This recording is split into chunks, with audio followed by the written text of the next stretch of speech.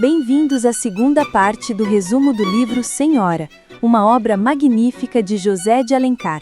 Se você ainda não assistiu à parte 1, o link do vídeo está fixado nos comentários, para que você acompanhe esta história fascinante desde o início. Vamos lá! Aurélia inicia a execução de seu plano. Em suas palavras, ela diz: "Não valia a pena ter tanto dinheiro se ele não servisse para casar-me ao meu gosto."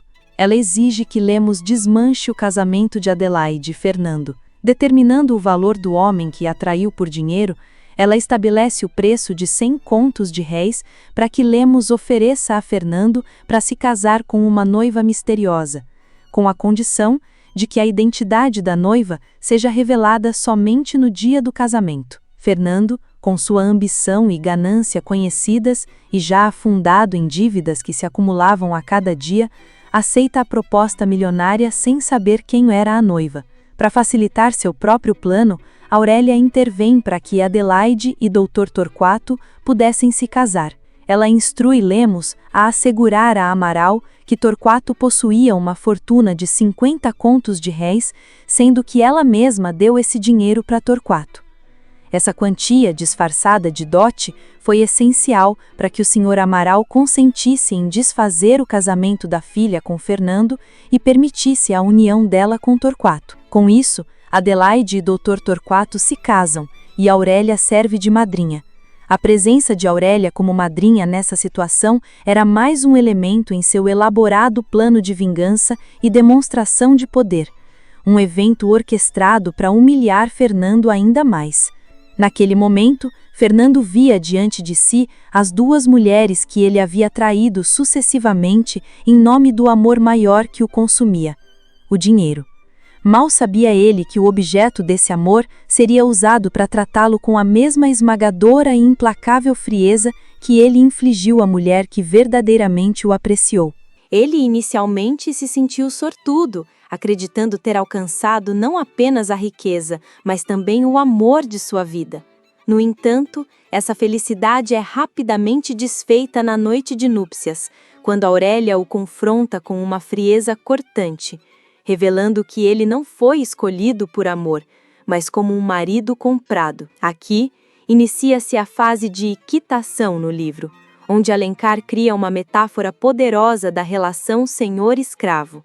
Em uma das cenas mais impactantes da literatura brasileira, com palavras duras, Aurélia estabelece as novas regras do jogo, declarando: "Você é um homem vendido.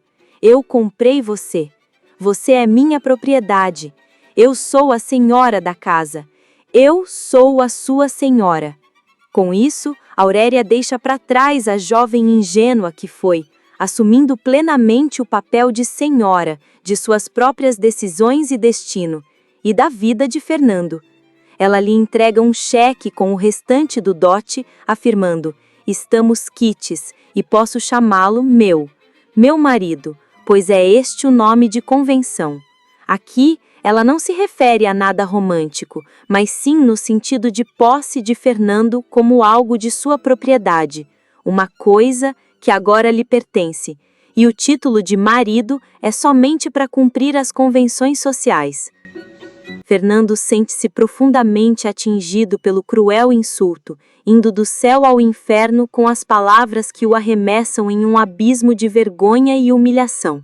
A vida a dois se inicia, e com ela a fase da posse, um longo período de guerra psicológica. O casamento se revela como um campo de batalha, onde Aurélia transforma o homem que amava em seu inimigo declarado, dentro das paredes de sua própria casa. Exercendo seu domínio de forma implacável, ela trata Fernando como um objeto de sua posse e o submete a humilhações constantes. Aqui, ela também inverte os papéis de poder tradicionais, porque, na época, o domínio do marido sobre a esposa era absoluto. Fernando se sente rebaixado e compara sua posição à de um acessório ou adereço da senhora, com sua importância sendo igual ou menor que a de um leque, joias ou qualquer outro objeto de Aurélia. Ele até se compara a um cocheiro ou lacaio, chegando a se declarar escravo dela desde o primeiro dia. Mas a fortaleza de Aurélia tinha suas fissuras. Por trás da máscara de vingadora, ela também sofria. no fundo, ainda o amava. Em determinados momentos, chegava a se recolher para chorar escondida após flagelar a dignidade do marido, reconhecendo que feria o próprio coração ao castigar o homem que adorava. É nesse abismo de vergonha que Fernando, tão pisado e machucado, começa um processo de profunda transformação interna, no qual ele reavalia seus conceitos sobre ética, valores morais e tudo que até então ele acreditava que poderia ser comprado com dinheiro. A humilhação se torna o estopim para a grande provação de Fernando. Ele decide que precisa se libertar daquela condição e resgatar sua honra, custe o que custar, dando início à fase intitulada de resgate no livro. Sua luta não será de confronto direto, mas de redenção através do esforço. Assim, Fernando mergulha no trabalho, fazendo investimentos e economizando cada centavo com um único objetivo em mente: juntar os 100 contos de réis do dote para devolvê-los a Aurélia. Sua jornada árdua para quitar a dívida não era apenas financeira, mas moral, após perceber que o luxo e o conforto não valiam o preço de sua dignidade. Com uma determinação e propósito que nunca havia experimentado antes, Fernando se esforça para provar, para si mesmo e para Aurélia, que poderia se reerguer como indivíduo. Após um longo período de sacrifício e trabalho duro, Fernando finalmente alcança seu objetivo. Ele reúne a quantia de 100 contos de réis e entrega o dinheiro a Aurélia, quitando sua dívida e resgatando simbolicamente sua liberdade. Fernando deixa claro que sua decisão é motivada pelo desejo de reconquistar sua dignidade ao dizer: enfim partiu-se o vínculo que nos prendia. Reassumi a minha liberdade e a posse de mim mesmo. Não sou mais seu marido. Diz também que preferia a pobreza com honra a viver sobre a humilhação de ser um homem vendido, e que não quer mais ser a sua mercadoria, reafirmando sua liberdade. Essa declaração de Fernando é o clímax de seu processo de transformação moral. Ele admite que a sociedade, o luxo e a necessidade financeira, agravada pela situação de sua mãe e irmãs, o fizeram sucumbir. Ele também reconhece que Aurélia o regenerou e que o dinheiro, como a causa de tanta humilhação, foi o instrumento dessa transformação. A recompensa que ele alcança não é material, é a reconquista de sua dignidade diante dela e de si mesmo. Este ato quebra a lógica da vingança de Aurélia. A devolução do dinheiro por Fernando é o ponto de virada que a força a sair de sua própria jornada de vingança. Tocada pela transformação dele e confrontada com seu próprio amor, Aurélia se revela por completo. Ela então confessa que o amava desde o início e que todo o seu plano, embora nascido da dor, era também uma tentativa desesperada de tê-lo ao seu lado. Fernando sente o impacto de suas palavras e seu desejo é se render à mulher que ama. No entanto, ele recua e, com um olhar repassado de profunda tristeza, diz: não, Aurélia, tua riqueza separou-nos para sempre. Isso demonstra que, mesmo transformado e a amando, a ferida de ter sido comprado e a questão da riqueza ainda era um receio profundo para ele, temendo que a fortuna dela continuasse a ser um obstáculo para um amor puro e desinteressado, ou que ela, de alguma forma, voltasse a querer comprá-lo. Aurélia, compreendendo a angústia de Fernando em relação à sua riqueza, em resposta à rejeição, entrega para ele o seu testamento, revelando que o escreveu logo após o casamento, pois pensou que morreria de tristeza naquela noite. No testamento, ela o instituiu como seu herdeiro universal, deixando todos os seus bens para ele. Em um ato de total entrega, ela o declara como senhor de sua alma. Com esse gesto, Aurélia não apenas reafirma seu amor, mas demonstra que não deseja comprá-lo, e sim que sua fortuna se torne propriedade dele, dissipando a ideia de que ela exerceria poder sobre ele novamente através do dinheiro. A antiga Aurélia, presa à mágoa e à vingança, morre para dar lugar a uma mulher que escolhe despir seus sentimentos e revelar seu amor verdadeiro. Amor esse que finalmente poderia florescer sem as amarras da vingança ou do interesse. E é essa prova final de amor e entrega total que leva Fernando a aceitá-la plenamente. A declaração de amor e o gesto de Aurélia o tocam profundamente. Emocionado diante da mulher que passou a amar ainda mais, Fernando a contempla com os olhos rasos de lágrimas. Eles não retornam ao ponto de partida, mas a um novo começo, onde a relação não é mais um contrato de compra e venda, mas uma união baseada na honra reconquistada e no perdão.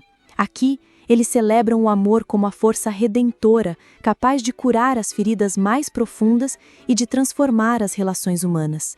É a prova de que o amor e o respeito mútuo podem superar a lógica fria da ganância desmedida pelo dinheiro. É um dos momentos mais intensos e emocionantes do livro. Um ato de redenção e perdão revelados em uma cena que beira ao sublime. No entanto, isso também é considerado o ponto mais controverso da obra e tem sido motivo de intenso debate crítico desde a publicação até os dias atuais. A controvérsia surge porque esse momento permite múltiplas interpretações sobre a decisão de Aurélia de perdoar Fernando e a natureza do amor e do poder na sociedade da época.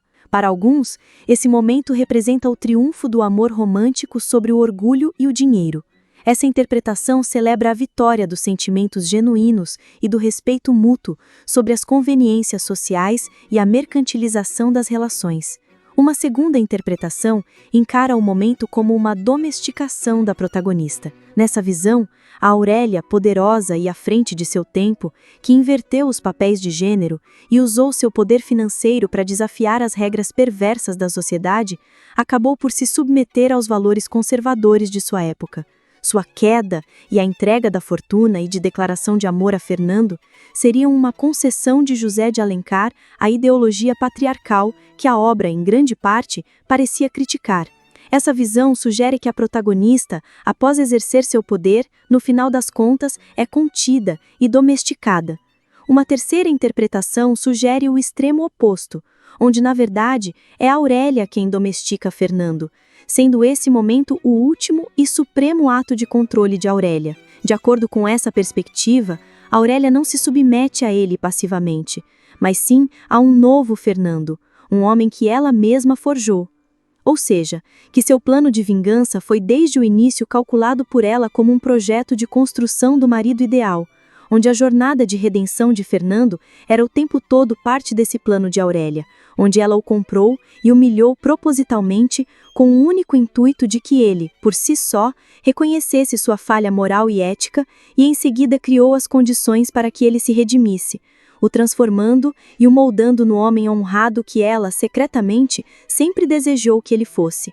De acordo com essa visão, mais uma vez Aurélia demonstrou que podia escolher o que fazer, como fazer e quando fazer, com suas escolhas sempre pensadas de forma calculada antes de tomar suas próprias decisões, manipulando a seu favor não somente a ordem patriarcal e as convenções sociais da época, mas também exercendo seu poder estratégico da forma que melhor lhe convinha, e, enfim, consolidando seu papel de senhora absoluta.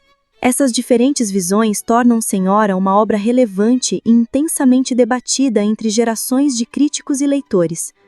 A obra é valorizada culturalmente não apenas por sua qualidade literária e sua narrativa envolvente, mas principalmente por sua capacidade de ser um documento histórico, uma crítica social atemporal e uma fonte contínua de debate sobre o papel da mulher, o poder do dinheiro e a própria identidade brasileira. É uma obra rica e poderosa, que nos faz questionar e refletir sobre aspectos da nossa própria vida e da sociedade como um todo. Recomendamos a leitura da obra completa, para que você consiga tirar suas próprias conclusões e interpretações. E se esse conteúdo foi útil para você de alguma forma, inscreva-se no nosso canal e não perca a chance de conhecer ou relembrar muitas outras obras que iremos resumir. Esperamos trazer cada vez mais conteúdo de qualidade para vocês. E, assim, cortinas cerraram-se, e as auras da noite, acariciando o seio das flores, cantavam o hino misterioso do santo amor conjugal. Até o próximo vídeo, queridos leitores.